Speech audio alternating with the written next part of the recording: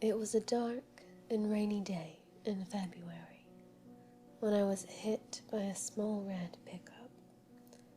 February 15th. I was told I flew 15 feet before landing smack on my head. Apparently the driver was drunk and didn't see me crossing. I don't remember that day at all. 4 weeks I slept, in a coma that many feared I would never come out of. I was placed in a ward of children and teens with major bodily harm or disease. My roommate was a boy named Mason. I never did find out his last name. For the time in which I slept, he found out bits and pieces of me from my various visitors. My favorite color, what music I liked, and other random things.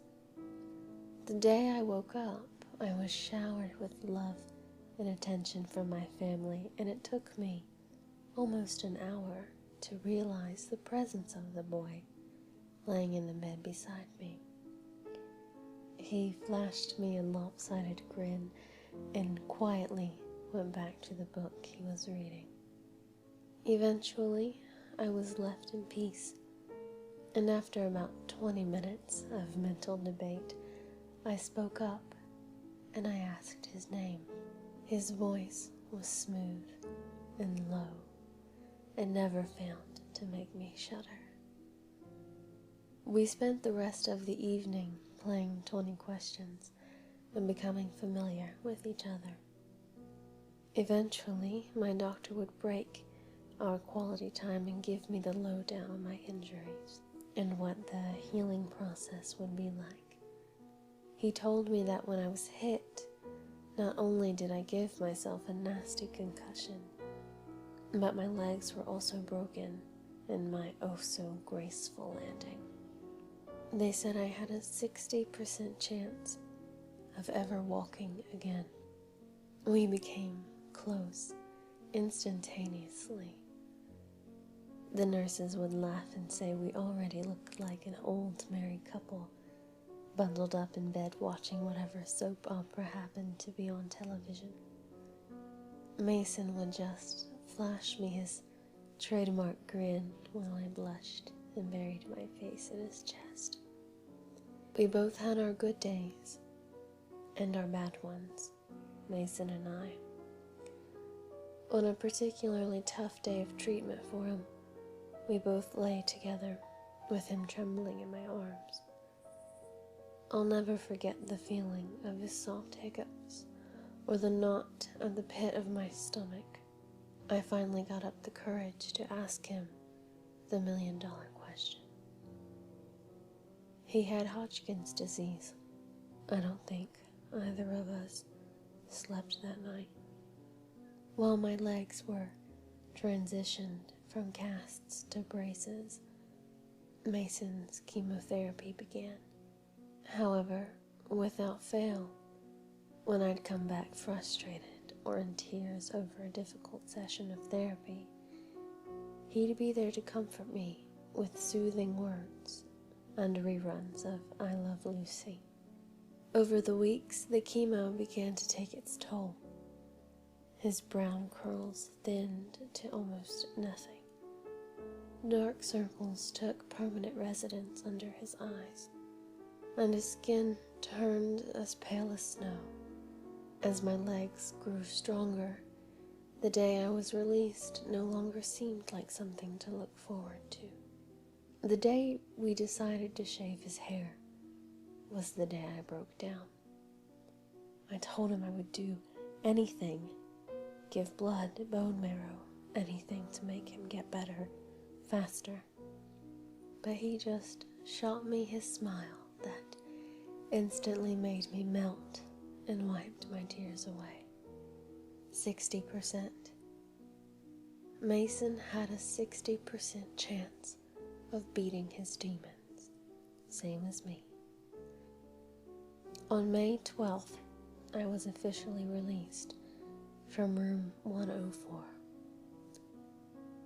I would walk with my limp most likely for the rest of my life.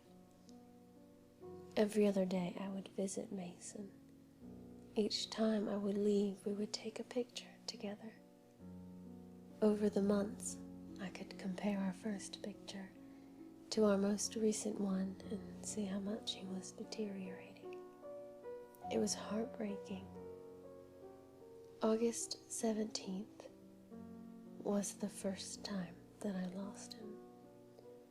Overnight, a high fever had broken out and his heart stopped for 4.5 minutes.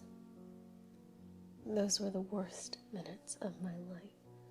I sat outside of his room in an uncomfortable plastic chair, watching the nurses I knew all too well, scrambling back and forth, attempting to save his fragile life.